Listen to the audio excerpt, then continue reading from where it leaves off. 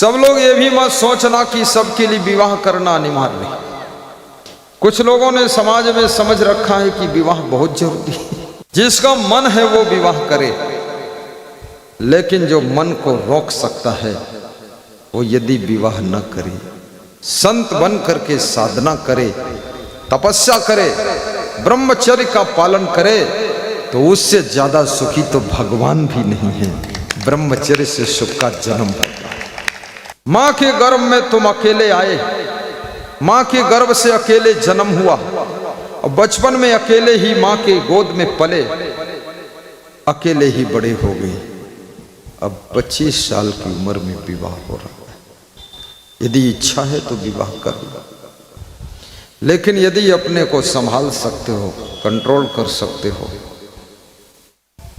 तो बिना विवाह भी ब्रह्मचारी बन करके, साधु बन करके जियो। और कम से कम एक एक गृहस्थ के घर में 4 बच्चे, 8 बच्चे, 10 बच्चे होना चाहिए। ये हिंदू लोगों ने बच्चे कम शुरू कर दिया है, ये बड़ी चिंता का विषय है। 2 बच्चे मिलिट्री में भेजिए, 2 पुलिस में भेजिए, 4 हो गए। एक को डॉक्टर बनाइए, एक को वकील बनाइए, एक को जज बनाइए और 1-2 को साधु बनाइए, और 1-2 को नेता भी बनाइए। घर में सभी मॉडल रहने चाहिए। लेकिन तुम्हारे एक ही है तो क्या क्या बनेगा वो। और बच्चों की संख्या अगर आपकी घटेगी और दूसरे मजहब वालों की बढ़ेगी, तो एक दिन उनका वोट बढ़ेगा, और वोट बढ़ेगा तो शासन सत्ता सरकार उनकी होगी और तुम्हारा हिंदू धर्म खत्म कर दिया जाएगा। इसलिए दूर की सोचो, दूर दृष्टि रखो। जैसे मुस्लिम भाई मानते हैं कि अल्लाह औलाद दे रहा है, तो तुम क्यों नहीं मानते भगवान संतान दे रहा है? तुम क्यों टेंशन ले रहे? उनको अल्लाह दे रहा, तुमको भगवान दे रहा है, तुम भी लेते रहो। और जितने लोग महान बने हैं, रविंद्रनाथ टैगोर, सुभाष चंद्र बोस, स्वामी विवेकानंद, ये 14 भाई थे। 14 संतान अपने माँ बाप के थे। सुभाष चंद्र बोस, विवेकानंद भी 9 संतान थे अपने माँ बाप के, और रविंद्रनाथ टैगोर भी 14 संतान थे। 14 में से एक इतना महान हुआ। और आपके देश का प्रधानमंत्री भी वो 6 भाई है, 6 में एक निकला। अगर उसकी माँ एक पर ही बंद कर देती तो पैदा ही नहीं हो पाता। और मैं भी 6 भाई हूँ। 6 भाइयों में बहन बड़ी, भाई एक बड़ा, तीसरे नंबर पर मैं आया। अगर वो हम 2 हमारे 2 कर देते तो हमारा नंबर ही नहीं आता। हमने अपनी माँ को धन्यवाद दिया कि बड़ी कृपा किया आपने, नहीं तो हम उधर ही रुके रह जाते।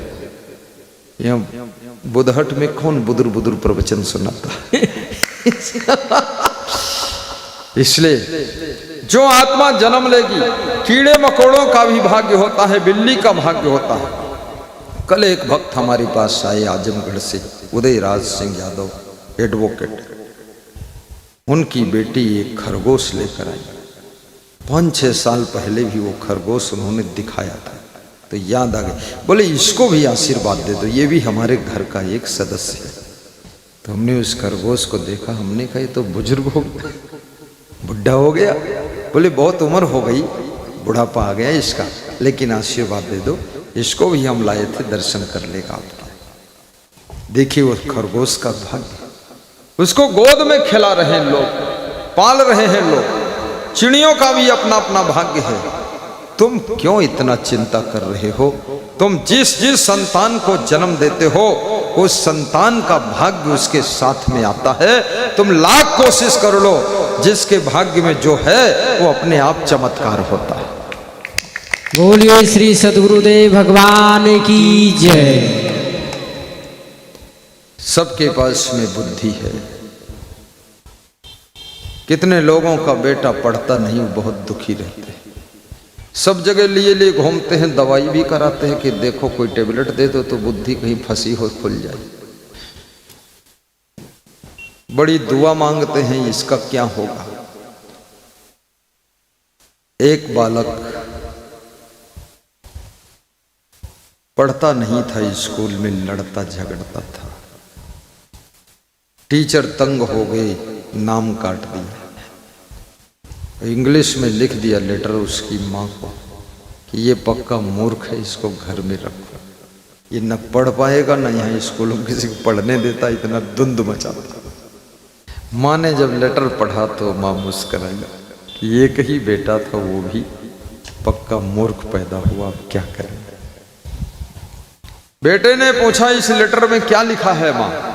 माँ ने कहा इस लेटर में लिखा है कि आपका बच्चा सुपर इंटेलिजेंस ब्रिलियंट है, बहुत बुद्धिमान है, इसको पढ़ाने भर की बुद्धि हम टीचरों के पास नहीं है, इसको घर में रखकर विशेष टीचर लगाकर पढ़ाइए, ये बहुत बुद्धि रखता है। ये लिखा, हाँ ये लिखा है। हाँ मैं हूं तो बुद्धिमान, टीचर उचर के दिमाग हमारे जितना नहीं, वो था मूर्ख पक्का। मां ने उसका मनोबल बढ़ाने के लिए ये शब्द कहा। वही बालक आगे चल करके वैज्ञानिक बना, साइंटिस्ट बना और 2500 रिसर्च किया है। उसने जितने रिसर्च किया है, जितनी विज्ञान के क्षेत्र में खोज किया है, उतनी किसी वैज्ञानिक ने खोज नहीं किया है। ये बल्ब भी उसकी खोज है, माइक उसकी खोज है, ये कैमरा उसकी खोज है। इस तरह के 2500 रिसर्च किया है। जिसको टीचरों ने मूर्ख घोषित किया था, वो इतना टॉप कर गया। विश्व में उसका नाम थॉमस अल्वा एडिसन।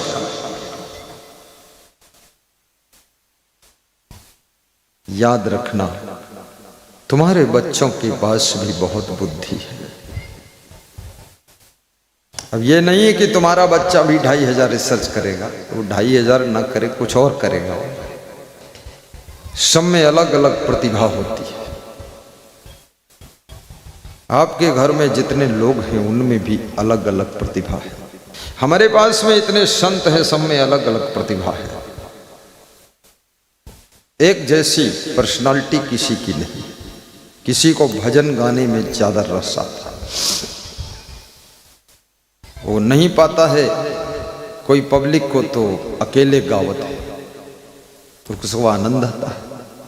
किसी को मैनेजमेंट करने में बहुत अच्छा लगता है और किसी को काम, कोई सेवा करनी, उसमें वजन अच्छा लगता, वजन उठाने में। कोई संत ऐसा है जो सफाई उसको बहुत पसंद है। कोई संत ऐसा है उसको फोटो खींचने में बहुत रुचि है, सबके फोटो खींचता रहता है। जो भगत माला पहना था फोटो खींच लेता।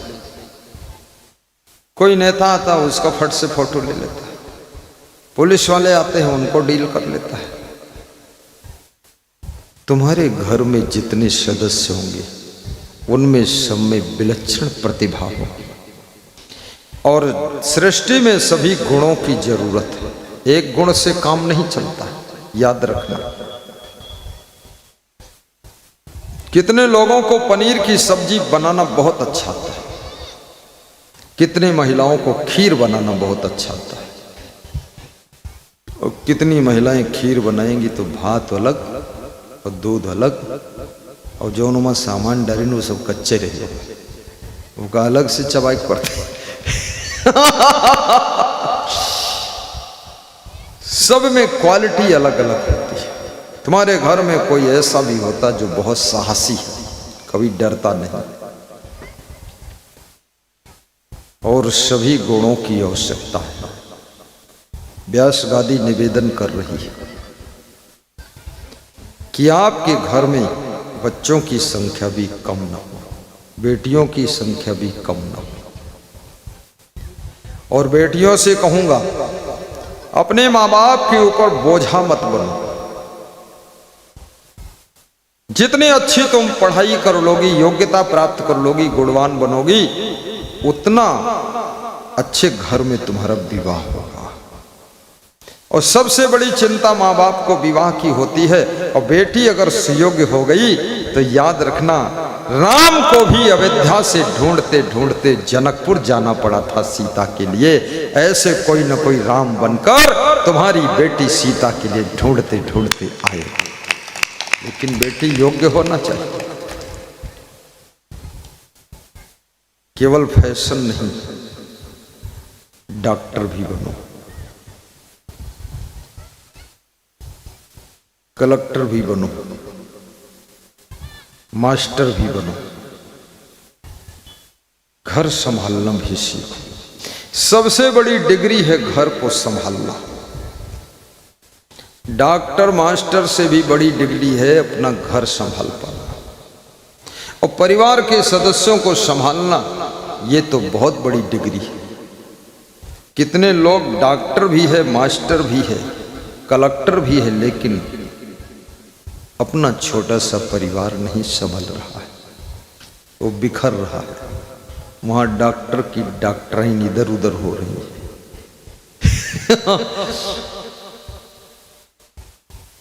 परिवार को संभालना सबसे बड़ी कला है। ये कहना और चर्चा करना तो बहुत साधारण है। गृहस्थ आश्रम में परिवार को संभाल कर रखना, याद रखना, ये वही कर सकता है जो जहर के घूंट भी मुस्कुरा कर पी लेता है, वही परिवार को संभाल पाता है। परिवार में तरह तरह के लोग होते हैं, विचित्र विचित्र लोग हैं। सबको निभाना और सबको लेकर चलना।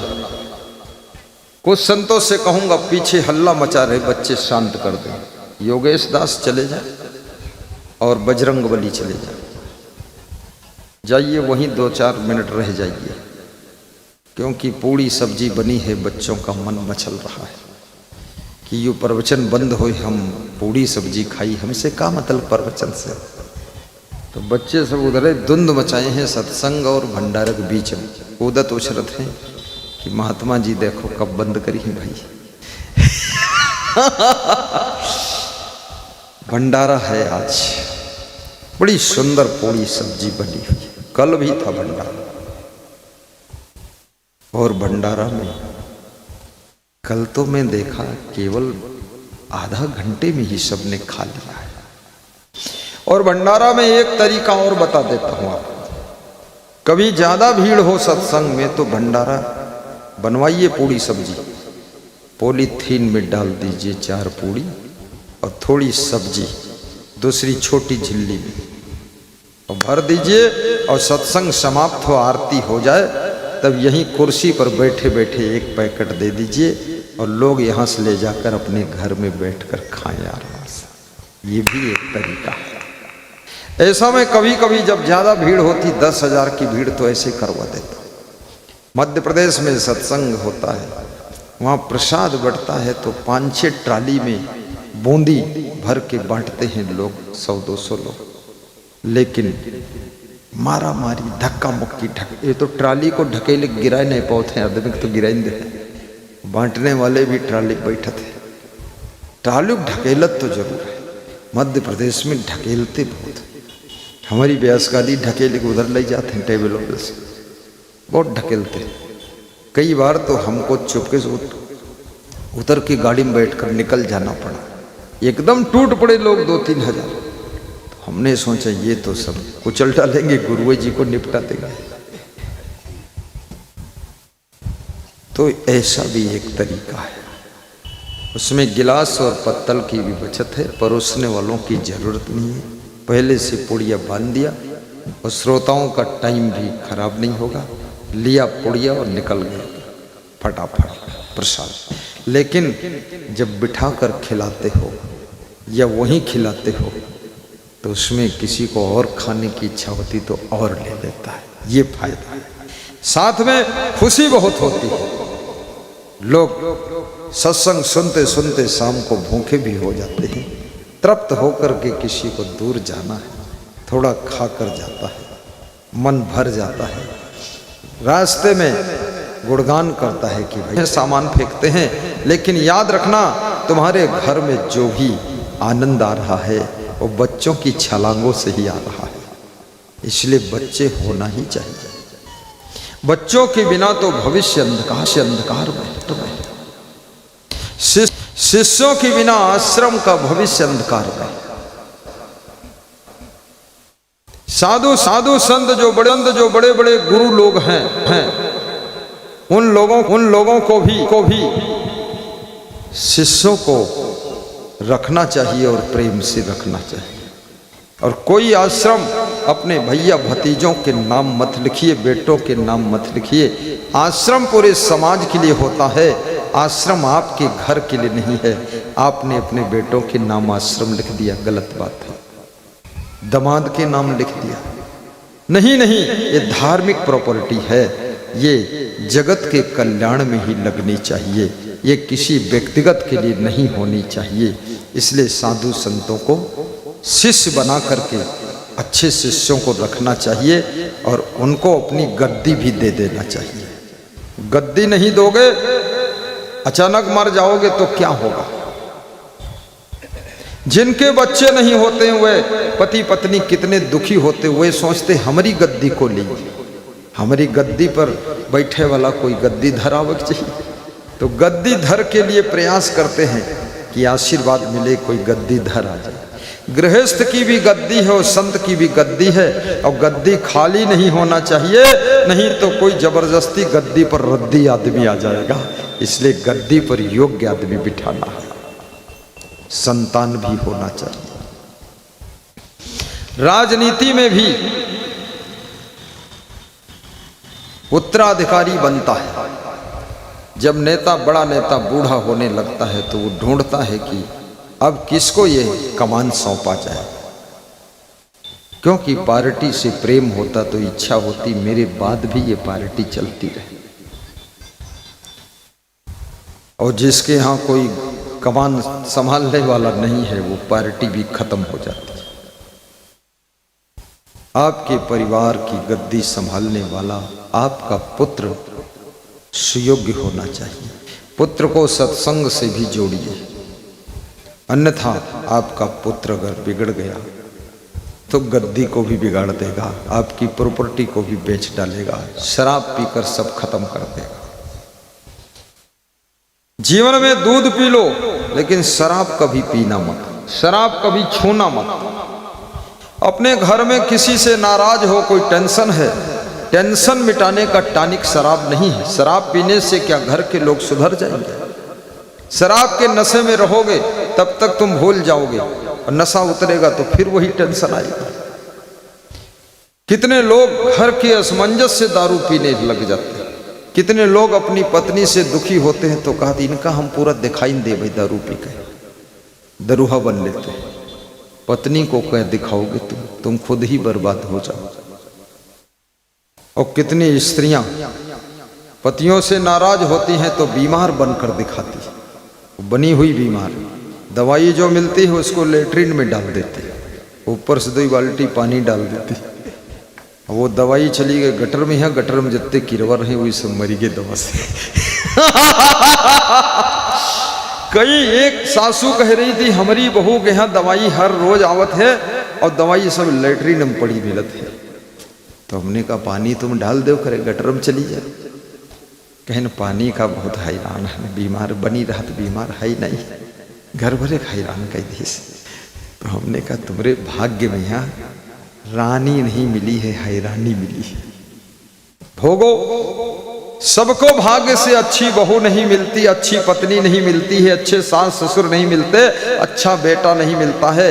याद रखना जिनके विशेष पुण्य होते हैं उन्हीं को अच्छे संगी साथी सब मिलते हैं, तभी घर में सुख शांति रहती है।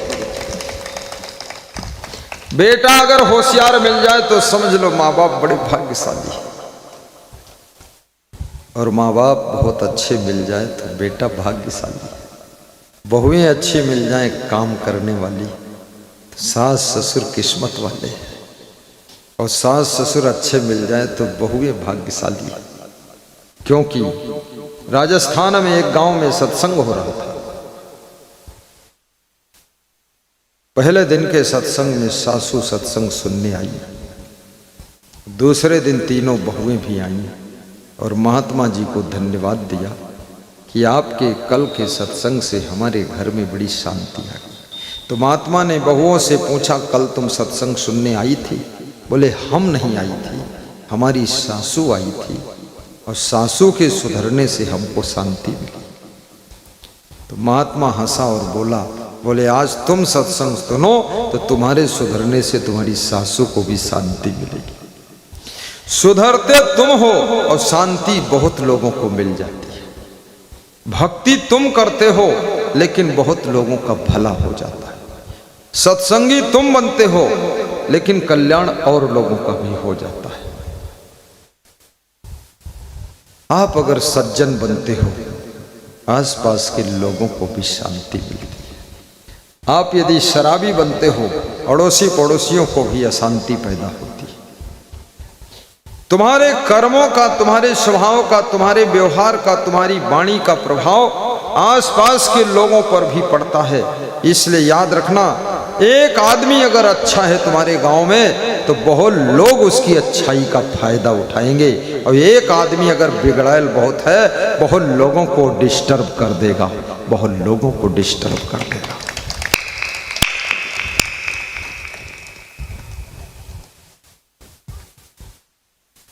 तो कबीर साहब कहते हैं, हंसा प्यारे सरवर तज कहाँ जाए। हे हंस चेतन, इस शरीर रूपी सरोवर को छोड़कर तू कहाँ जाएगा। तेरी आत्मा, अभी तो मानता हूं कि तुम बुधहट में हो, लेकिन बुधहट से जब शरीर छोड़ेगी तुम्हारी आत्मा तो कहाँ जाएगी। हाटा बाजार जाओगे, गोरखपुर में जन्म होगा, कहाँ होगा। अगले जन्म का कंट्रोल रिमोट भी तुम्हारे पास में है। तुम अगर शाकाहारी हो, तुम अगर भक्त हो, तुम यदि सत्संगी हो तो तुम्हारी आत्मा किसी सत्संगी परिवार का चुनाव करेगी, किसी भक्त परिवार का चुनाव करेगी। यदि तुम धनवान बनने के लिए प्रयत्न कर रहे थे तो तुम्हारी आत्मा किसी धनाढ्य परिवार में जाकर जन्म लेगी। यदि तुम मांसाहारी हो तो तुम्हारी आत्मा मांसाहारी योनि में जाएगी। बिल्ली, कुत्ता, भेड़िया, बाघ, सियार के रूप में तुम्हारा जन्म होगा। सांप बनोगे, चूहा खाओगे। जिस तरह के खान पान में रुचि है उसी तरह की योनि में आत्मा जाकर शरीर धारण करती है।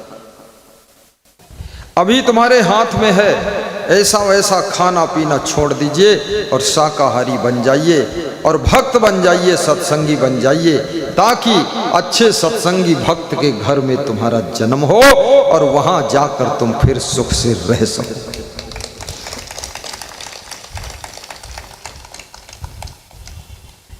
अपने क्रोध को भी कंट्रोल करो। अत्यंत कोपः कटुका च वाणी, दरिद्रता च स्वजनेषु वैरम, नीच प्रसंग कुलहीन सेवा, चिन्हानि देहि नरक स्थिता।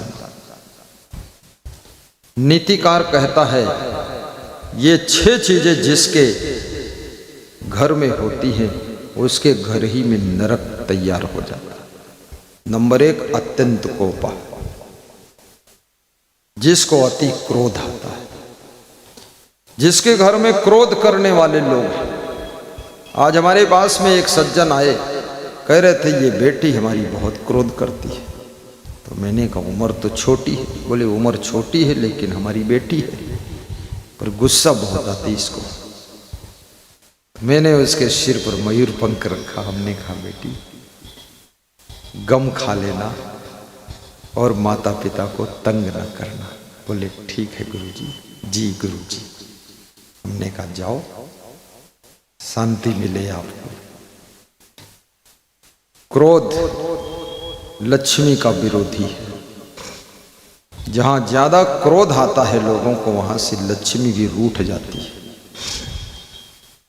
अधिक क्रोध करने वालों की उन्नति रुक जाती है। गम खाने वाले लोग ही उन्नति के शिखर को छू पाते हैं। अत्यंत कोपः, जिनको अति क्रोध आता है, बहुत गुस्सा आती है। मैंने मध्य प्रदेश में देखा, भानपुरा तहसील के पास में डिस्ट्रिक्ट मंदसौर में पति पत्नी सड़क पर मारपीट कर रहे थे। पत्नी मार रही थी, पति पीठ झुकाए मार खा रहा था। तो मैंने गाड़ी रोका, हमने कहा क्या बात है? बोले बात क्या है, इसको गुस्सा बहुत आती तो हमको मार लेती है और हम इसकी मार खा लेते हैं, पीठ झुका लेते हैं, 2-5 गुद्दा मुक्का मारती है फिर ठीक हो जाती है, ज़्यादा इसको क्रोध आ जाता है। तो हमने कहा कितने दिन हो गए मार खाते खाते? बोले 20 साल हो गए हैं, थोड़ी जिंदगी और बची है, थोड़े दिन और मार खा लेंगे निपट जाएगा। पति को मारना बहुत बड़ा पाप है, पति को गाली देना महापाप है। पति पत्नी प्रेम से रहना सीखो, 2.5 अक्षर प्रेम का पढ़े सो पंडित हो। बहुत क्रोध करने वालों से मैं पूछना चाहता हूं कि आपने क्रोध बहुत किया है तो क्या आप हेलीकॉप्टर खरीद कर लाए? कुछ नहीं। बहुत गुस्सा आती तुमको, कहां पर तुमने 50 एकड़ जमीन खरीदा? खाली टिन फालतू करते हो। तुम्हारे क्रोध से कौन विकास हुआ है?